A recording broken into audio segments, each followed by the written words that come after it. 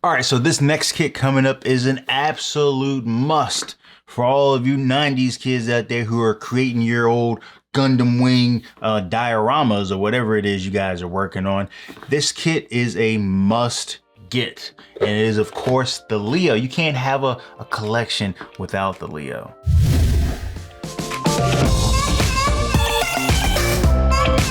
This video is sponsored by mechawarehouse, supporting your need to build large robots at a smaller scale.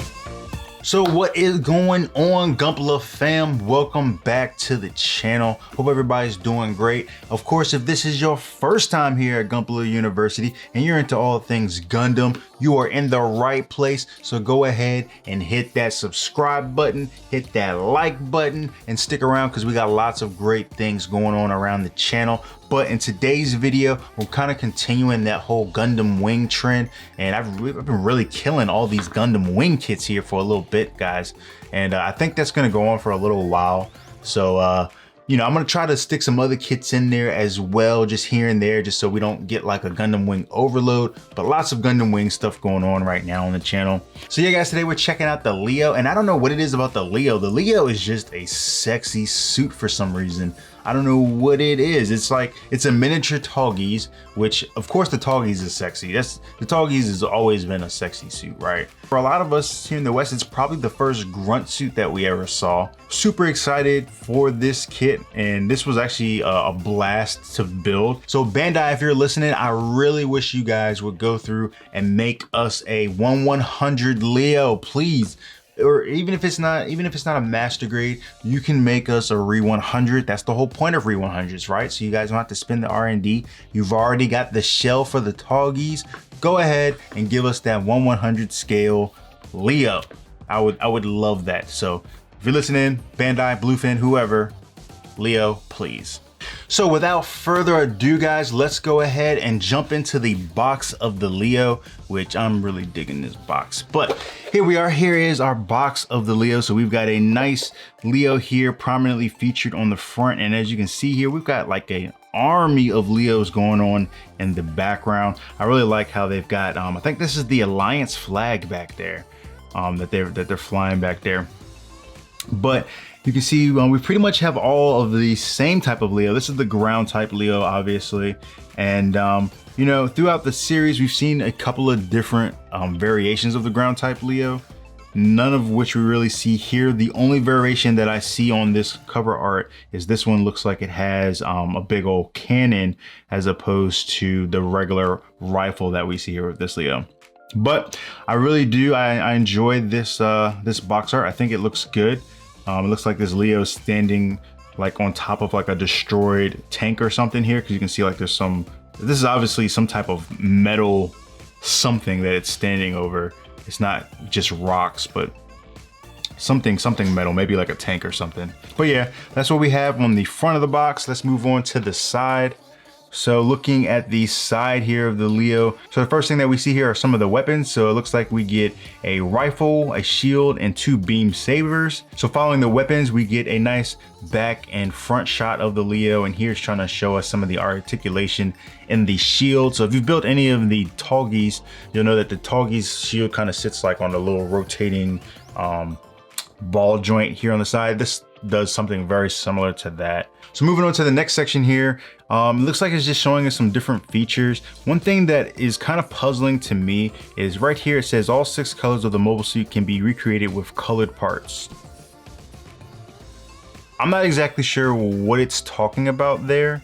As far as I can remember, there's only 2 color variations for the Leo, and that's this green and purple.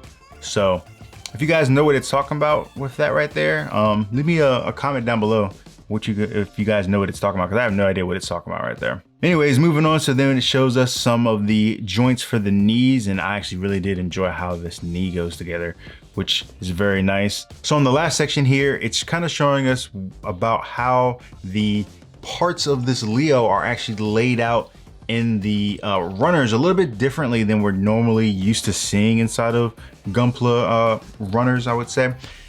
It's kind of weird, but it's also kind of nice. What they've done is they've kind of laid out all the head parts in one section of the runners, all the arm parts in one section, and so on and so forth. So that's kind of what this is showing us here. And I'm not sure if that is part of this whole Gunpla evolution project. We see that stamp here on the side as well as here on the front. And I'll be honest with you guys, I'm not too sure about what that is, but that seems to be a key component to the Gunpla evolution project, is I guess how they lay the parts in the runners. So that's something we'll see here in the manual here in a moment. Let's move over to the other side. So over here on this side, we get just a little bit of information here on the Leo, not much really. From there on, we just have some manufacturing information. Don't choke, not for kids, no glue required, all that kind of good stuff. Moving off to the side here, we get the fact that this is the 211th kit, and this is the same front picture that we have of the Leo with the blue fin for ages 15 and up. And on the other side, we just get our nice Leo here, like the one that we see on the front. So moving on to our Leo manual here. So we've got a nice picture of the Leo on the front, and nothing special about this pose, about this picture. I think this manual is just basic. It's just all right. You know, I like to see nice photos on the front of my manuals, but off here to the left, we just have like our basic information over here, as well as our Gundam Wing logo. Fun fact, if you guys didn't know this, I actually just learned this myself recently. These squares in the corners of your booklets and your box kits and all of the other kits that Bandai put out are actually color coordinated depending on what series it comes out with. So anytime you see purple, you know it's Gundam Wing. So jumping into the manual here, we have a 4-page, half color, half black and white manual. One thing that is a little bit different about this manual right off the bat is the fact that our first page is normally the page that would show us the runners and what accessories are inside the manual. But as you can see here, the first page for the Leo is already jumped into our leg. So we kind of have to go backwards a little bit in order to see that page with the runners. And it looks like they've kind of just rearranged the book a little bit. So this is what we're used to as being the first page in our manuals when we're looking at them. And this is the page where we have the runner list, right? So you'll see that this kit only comes with a total of 5 runners, and that includes the PE runner. And one thing to note about this kit is that this kit comes with absolutely no stickers whatsoever. There is not a single sticker in this kit, and I think that is absolutely amazing. However though, if we're being completely fair, the kit is 90% damn near green. So the interesting thing that we want to look at with this Leo that is kind of different from other mobile suit kits is here in this section, you can see how they have actually designed the runners so that all the parts from a particular section of a runner go to that particular section of a leg, of a arm, of a head. So if we look here, you can see all of this section here is all parts of the head, whereas all of this section here are all parts of the body. And that's a little different from what we're used to normally seeing, where parts of a head could be spread across, you know, lots and lots of different runners. Whereas here, you have everything that goes to, you know, the head all tightly grouped into one little section. So I think that's a nice little feature that they did it that way. I'll be honest though, I don't know if having the kit that way necessarily made this kit any quicker for me to build than it would have had it still been apart. And that probably has something to do with the fact that I never built this kit before. Maybe, you know, if you're building a lot of Leos back to back to back, then that, you know, would probably help you.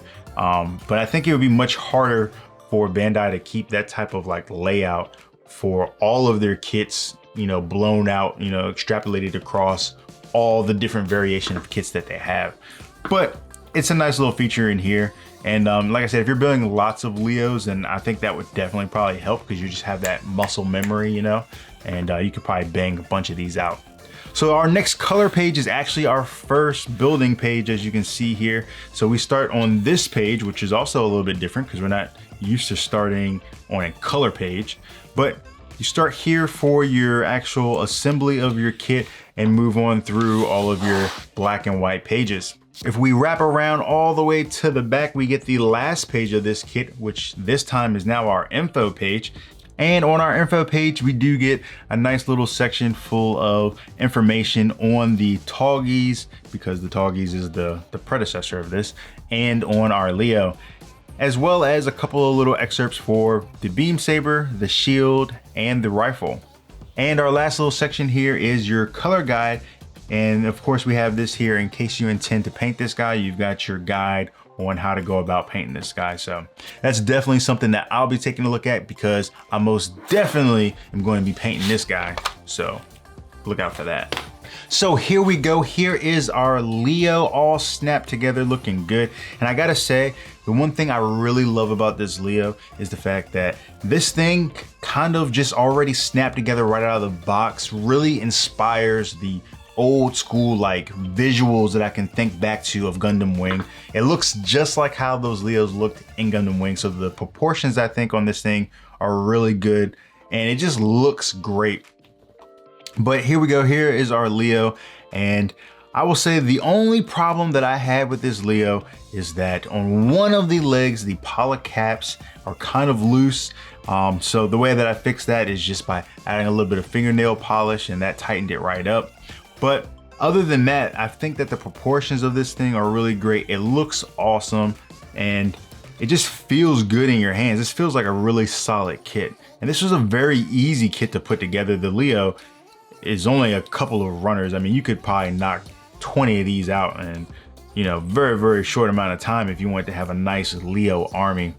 So let's take a look at what he's got here. So of course we've got that rifle, and I just took his arm off. So in addition to your rifle, your shield, and your beam sabers, you also get 2 beam blades here that you can actually pop out, which I've just left in here for the time being because there's no need in me taking them out right now. But you also get a clear part for the eye. And as you can see, I'm actually leaving this part out currently. And if you guys watched any of my other videos for my reviews, you'll know that I personally do not put in parts that are hard or that I feel like are going to be really hard to remove when it's time for me to do the painting process. So rather than putting this eye part in right now, I've left it out so that I can actually go through and paint up my little Leo.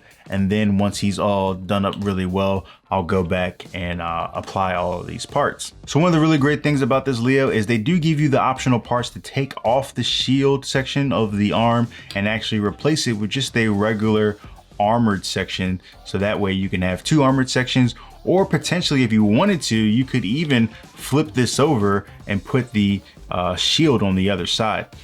But I like mine with the shield, so I've been kind of leaving mine with the shield over here. And I think that's probably how I'm gonna keep it. Also, you'll notice that on the bottom of that shield, you also do get both of your beam sabers can actually store underneath of the shield there, which is really great. You know, I love to see where kits can hold on to all of their stuff. So it's nice that you can put the beam sabers right here underneath the shield and be able to pull those out whenever you want. Now, the one thing I think is kind of interesting is I would have kind of expected Bandai to give us like a foil sticker for this, at least like a chrome foil sticker, just so that when you place the eye over top of it, that this would kind of glow. But they didn't do that here, and it's just the yellow by itself. But that might be something that I actually upgrade with this kit when I go through the paint it.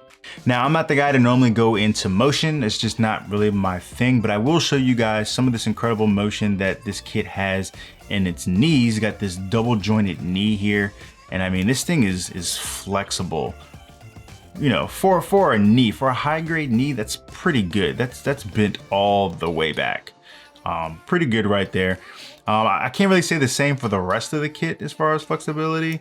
I mean, the arm has got the single joint arm, and then the head actually has no movement at all. You know, the Leo kind of has this whole like, you know, stuck head thing going on. Now, the Leo is a very no thrills, just kind of basic kit. Like, when I say basic, I mean basic. Even the box of the Leo is about half that of the size of like your standard high grade box. And you can see why. There really isn't much here, but I implore you to at least build one, because you will probably still find yourself addicted. It's a very, very easy, simple kit to put together, and it just feels really good and it just looks really good. I actually love this kit so much that I went ahead and got a second one, and now I'm on the hunt for the P Bandai ones. So if anybody has one of the P Bandai ones or knows a source, definitely let me know, because I'm looking for those. I definitely want to get the flight type, and I believe there's another one that has like all of the parts. So what's next? I'll tell you what's next. The next thing that you guys need to do right now is head on over to mechawarehouse, pick up a couple of these kits, because you're gonna want more than one, and use my code GU10 on your checkout to make sure that you guys save yourself some money, make that stimulus check last as long as you can. And yeah, come on back for the next video so we can actually paint this guy up and make something incredible out of him. And until the next video, guys, make sure you like and subscribe. Make sure that you leave me a comment down below, follow on Patreon, Instagram, all that good stuff. And I will see you guys on the next video. Peace.